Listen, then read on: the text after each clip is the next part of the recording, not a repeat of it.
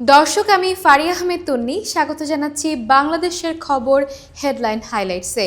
চলুন দেখে নেই আজকে দেশের প্রথম সারির পত্রিকাগুলো কি কি শিরোনাম করেছে।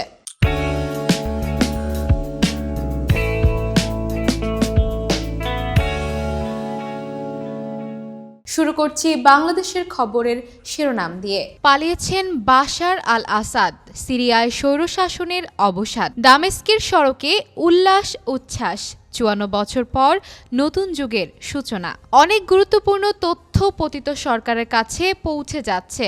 প্রশাসনে সর্ষের ভূত, গুরুত্বপূর্ণ পদে ২০১৪ সালে একতরফা নির্বাচনের কুশীলবরা।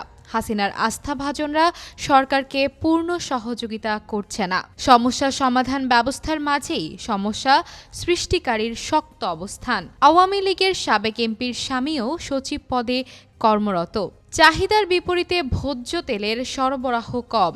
সংকটের নেপথ্যে সিন্ডিকেট, পরিশোধন কোম্পানিগুলো বোতলজাত তেল সরবরাহ করছে না। রমজানে বাজার অস্থির করে তুলতে পারে ভোজ্য তেল। আমদানিকারকদের দর সমন্বয়ের দাবি। স্থানীয় সরকার নির্বাচন নির্দলীয় করার প্রস্তাব।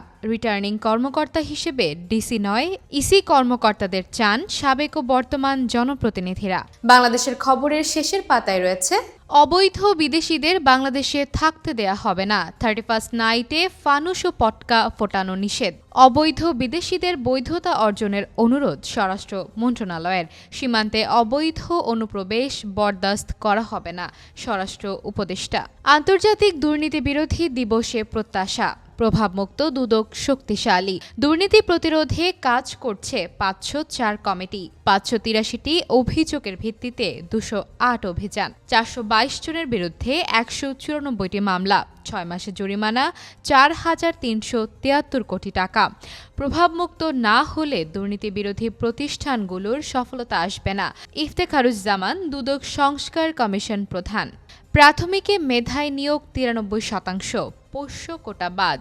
সব প্রাথমিক স্কুলে চালু হবে মিড ডে মিল। বছরের প্রথম দিন হচ্ছে না বই উৎসব। উদ্বেগ উৎকণ্ঠায় ১৮ তরুণের পরিবার।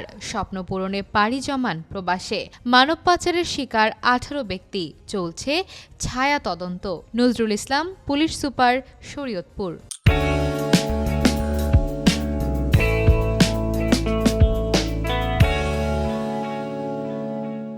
বাংলাদেশ নিউজ শিরোনাম করেছে, solution to combat supply chain bottlenecks inflation. Yunus ask Meta to address disinformation campaign against Bangladesh. Anti-Bangladesh incidents in India. BNP submits memorandum to Indian High Commission.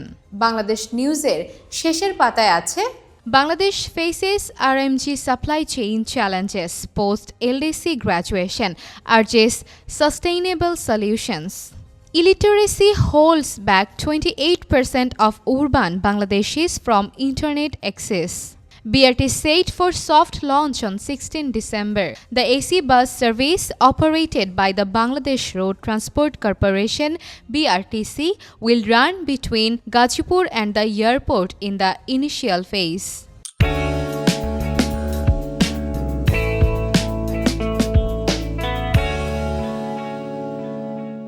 Kaler Kantho শিরোনাম করেছে, ভারত ইস্যুতে কঠোর বিএনপি, সম্পর্কের টানাপোড়েনে দুই দেশ।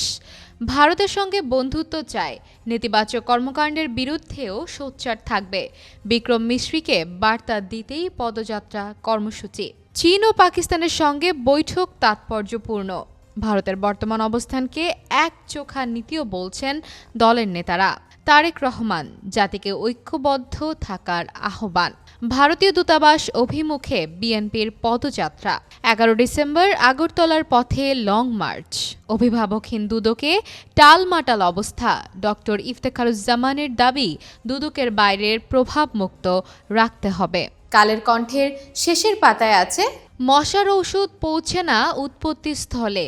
ঢাকার ২ সিটি। ২৪ ঘণ্টায় ডেঙ্গুতে ৭ জনের মৃত্যু, আক্রান্ত ৫৯৬। ঝুঁকি কমাতে জনসম্পৃক্ততা বাড়ানোর কথা বলেছেন বিশেষজ্ঞরা। সেশন জটে ৪৭তম বিসিএস দিতে পারবেন না অনেক শিক্ষার্থী। জুলাই আগস্ট গণ আন্দোলন।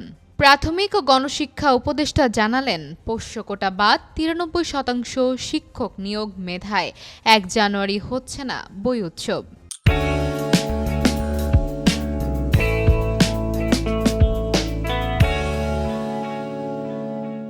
বাংলাদেশ প্রতিদিনের প্রথম পাতার শিরোনাম। কি বার্তা দেবেন ভারতের সচিব? বাংলাদেশ ভারত পররাষ্ট্র সচিব বৈঠক আজ। পালালেন আরেক স্বৈরাচার, সিরিয়া বিদ্রোহীদের দখলে। বাংলাদেশ ছাত্র জনতার অভ্যুত্থানে শেখ হাসিনা সরকারের পতনের মতো মধ্যপ্রাচ্যের দেশ সিরিয়ায়ও গণ অভ্যুত্থান ঘটেছে। আশ্রয় নিয়েছেন রাশিয়ায়। ভারতকে উড়িয়ে চ্যাম্পিয়ন বাংলাদেশ, যুব এশিয়া কাপে আবারও সেরা। অল্প পুঁজি নিয়েও 59 রানের দারুণ জয়। এছাড়া বাংলাদেশ প্রতিদিন শেষের পাতায় দিয়েছে 7,000 বিঘা জমি বেহাত, পশ্চিমাঞ্চল রেল বিক্রি হচ্ছে বাণিজ্যিক প্লট, রেল লাইনে পাকা সড়ক। ফেঁসে যাচ্ছেন অনেক রাঘব বোয়াল, শেয়ার কারসাজি সিন্ডিকেটের বিরুদ্ধে জিরো টলারেন্স। ডেঙ্গুতে ঝরল আরও 7 প্রাণ, চলতি বছর প্রাণহানি দাঁড়ালো 529, মোট আক্রান্ত হয়েছেন 96,228 জন।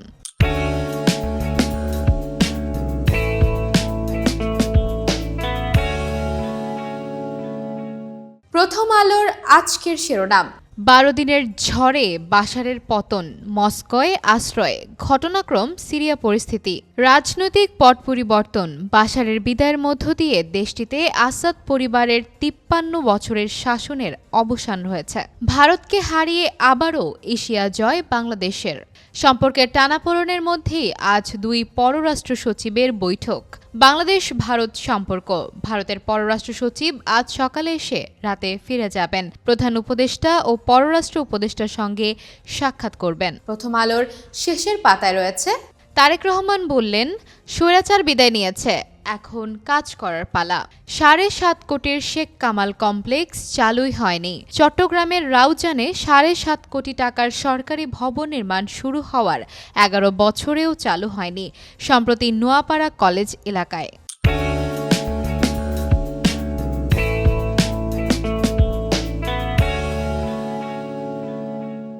সমকাল শিরোনাম করেছে, পালালেন আসাদ, উল্লাস সিরিয়ার রাস্তায় রাস্তায়। সপরিবারে রাজনৈতিক আশ্রয় নিলেন রাশিয়ায়। ক্ষমতা হস্তান্তরের আগ পর্যন্ত দায়িত্ব প্রধানমন্ত্রীর হাতে। সিরিয়ার সীমান্ত দখলের নির্দেশ নেতানিয়াহুর। কর্মকর্তাদের কারসাজিতে পেঁয়াজ চাষে সর্বনাশ। প্রণোদনার বীজে কাঁদছে চাষি। চারা গজায়নি 95% বীজে। হাজার হাজার পেঁয়াজ চাষির মাথায় হাত। কৃষি সম্প্রসারণ অধিদপ্তর তদন্তে প্রমাণ পেয়েছে বীজে ছিল ভেজাল। বছর বছর একই কাজ করেও দুর্নীতিবাজ চক্র অধরা। কারো গাফলতি থাকলে ছাড় দেয়া হবে না। আর যেন এমন ঘটনা না ঘটে শক্ত পদক্ষেপ নিচ্ছি, ডক্টর এমদাদুল্লাহ মিয়ান, কৃষি সচিব। অবৈধ বিদেশিদের বিরুদ্ধে হঠাৎ কঠোর সরকার। বৈধতার জন্য দ্রুত কাগজপত্র সংগ্রহের নির্দেশ। নেই সঠিক তালিকা, সীমান্তে সতর্ক বিজিবি। সমকালের শেষের পাতায় আছে, স্থবির দুদক, সংস্কারের দিকে তাকিয়ে সবাই। আন্তর্জাতিক দুর্নীতি বিরোধী দিবস আজ। সাধারণ মানুষ চায় রাজনীতির সংশ্লেষ মুক্ত দুদক, ডক্টর ইফতেখারুজ্জামান। 31 ডিসেম্বরের মধ্যে প্রতিবেদন জমা দেবে সংস্কার কমিশন। নাগরিক সম্মেলনে প্রধান বিচারপতি, এক ধ্বংসস্তূপের উপর আমরা দাঁড়িয়ে আছি। বিচার বিভাগে 27 জায়গায় সংস্কার প্রয়োজন।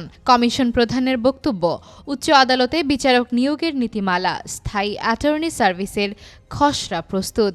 বিচার বিভাগীয় সংস্কার কমিশনের কার্যক্রম চলমান থাকা উচিত, বিচারপতি নাইম।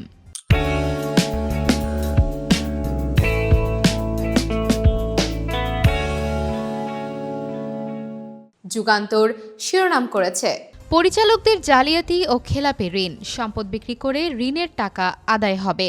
যেসব পদক্ষেপ আসছে, ব্যাংক ও ফাইন্যান্স কোম্পানিতে নিজ নামে থাকা শেয়ার বিক্রি, ঋণ খেলাপিদের কোম্পানির অফিস, কারখানা, বাড়ির সামনে অবস্থান কর্মসূচি, অন্যান্য প্রতিষ্ঠানে থাকা মালিকানার নিয়ন্ত্রণ নিয়ে টাকা আদায়, বিদেশে পাচার করে যেসব সম্পদ গড়েছেন সেগুলো দেশে ফেরানো। দেশ ছেড়ে নিরুদ্দেশ প্রেসিডেন্ট, দামেস্কে কারফিউ, সিরিয়ায় আসাদের পতন, সরকারি প্রতিষ্ঠান থেকে সামরিক বাহিনীকে সরে যাওয়ার নির্দেশ, বিদ্রোহীদের সঙ্গে হাত মিলেছেন প্রধানমন্ত্রী, নির্বাচন চান দ্রুত, কুখ্যাত সেদনায়া কারাগার থেকে মুক্ত ৩,৫০০ বন্দী, ভারতকে হারিয়ে আবারও যুবাদের এশিয়া জয়, অর্থনৈতিক সংকটে চলতি বাজেট, ব্যয় কমানো হচ্ছে ৫৩,০০০ কোটি টাকা, কোঅর্ডিনেন্স কাউন্সিল বৈঠকের সিদ্ধান্ত, রাজস্ব লক্ষ্যমাত্রা কমছে ২৩,০০০ কোটি টাকা, এডিপি কাটছাট হচ্ছে ৩০,০০০ কোটি টাকা।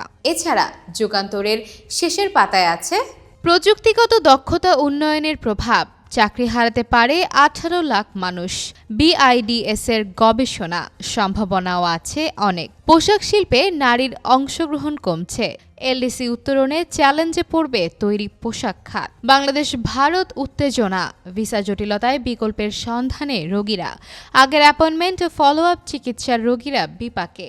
আজ বাংলাদেশ ও ভারতের পররাষ্ট্র সচিবের বৈঠকে ভিসার বিষয়ে আলোচনা হতে পারে। সারা দেশে স্কুলের শাখা খুলে ১,০০০ কোটি টাকা হাতিয়ে নেয়ার কৌশল, ভয়ঙ্কর এক অপরাধী অধ্যক্ষ সোহাগ, ছাত্র জনতা হত্যা মামলার আসামি হয়েও ঘুরছেন প্রকাশ্যে। তো দর্শক, এই ছিল আমাদের আজকের হেডলাইন হাইলাইটস। বিদায় নিচ্ছি, আগামীতে আবার দেখা হচ্ছে। সে পর্যন্ত বাংলাদেশের খবরের সাথেই থাকুন।